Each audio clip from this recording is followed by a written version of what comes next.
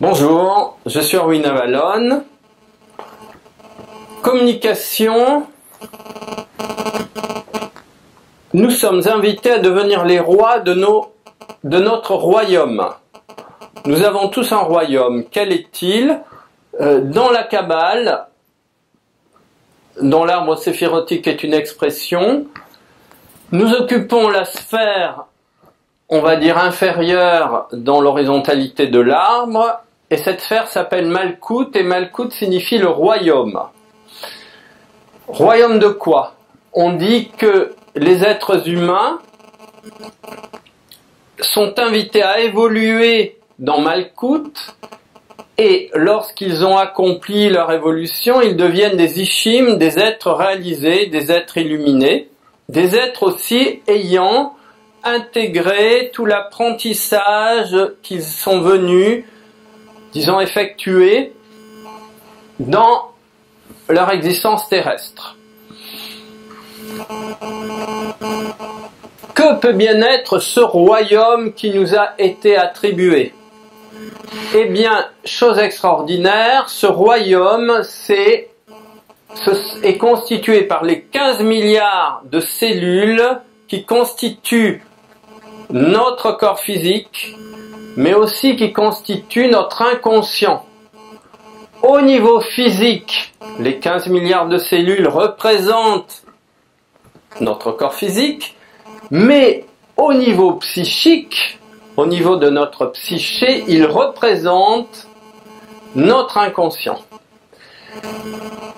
Et ça, c'est tout à fait prodigieux, puisque ça veut dire que le but de notre inconscient, c'est la réalisation du royaume à l'intérieur de nous, puisque c'est la même chose. Et alors, comment arriver à manifester la qualité la plus extraordinaire de l'état royal, puisque notre travail, c'est de devenir les rois de nos cellules. Eh bien, un roi, c'est ce qui caractérise les rois les plus éminents, c'est la capacité qu'ils ont eue de devenir les serviteurs de leur sujet. Les véritables rois ne vivent que pour servir leurs administrés. Je ne ferai pas de dessin par rapport, on va dire, à l'état de conscience de ceux qui dirigent les sociétés humaines actuellement. Mais comprenez, et ceci est absolument fondamental, c'est que là on élit des gens.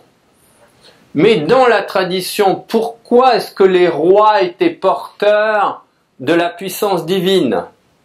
C'est parce que les véritables rois fondateurs, dont l'histoire fait quand même état, l'histoire très très ancienne, les véritables rois fondateurs étaient des serviteurs absolus de leur sujet. Et vous avez justement cette histoire magnifique de Bouddha, qui est fils de roi, et qui abandonne son état royal parce qu'il a compris qu'il est à l'époque incompatible avec celle de serviteur des autres. C'est magnifique. Vous avez dans les traditions védiques l'histoire de Ram, ou Rama, qui lui, c'est une très jolie histoire, l'histoire de Rama. C'était un jeune homme qui grandit dans les Pyrénées. Les Pyrénées, je crois que ça veut dire chariot de feu. Pire, c'est le feu. Magnifique étymologie, à une époque où dans les mondes, dans nos sociétés, étaient censées régner les grandes prêtresses qui exiger des sacrifices humains et tout ce qui caractérise justement la dégénérescence des sociétés humaines. Et éclate une épouvantable épidémie qui décime la population, et Ram, jeune homme, se met à avoir un rêve dans lequel il était déjà connu pour sa grande sagesse. Lui apparaît la thérapie, et la thérapie est à base de gui. Et donc, il va faire la potion sacrée. C'est de là que vient Astérix, hein, la potion sacrée, vous imaginez en train de faire la potion sacrée avec une cohorte de gui,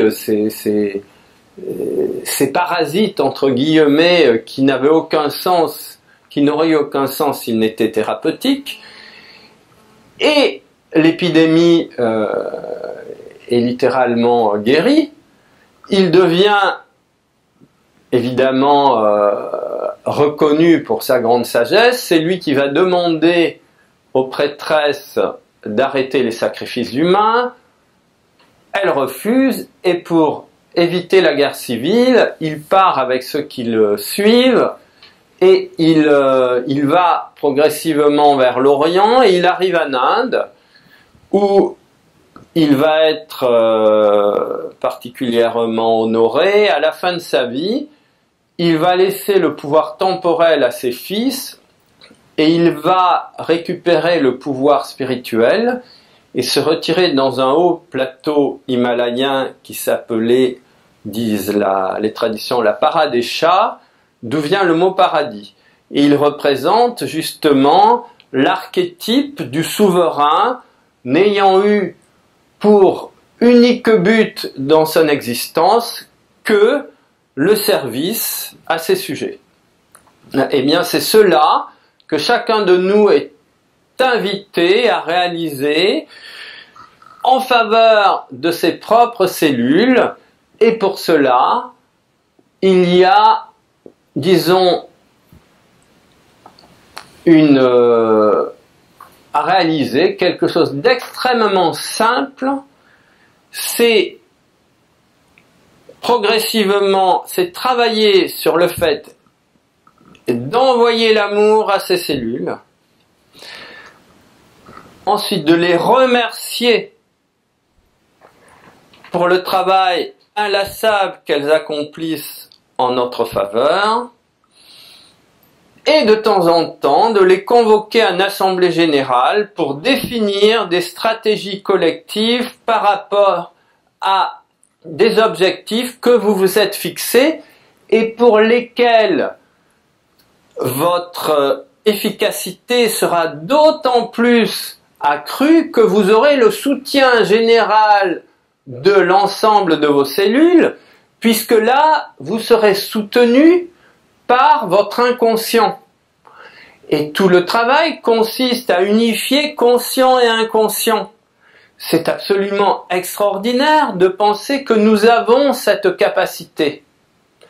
Et cette capacité réside dans le fait intégralement d'établir ce lien d'amour, de conscience, de respect et, on va dire, de service réciproque que nous sommes appelés à avoir envers nos cellules, comme elles nous en montrent l'exemple à tout moment.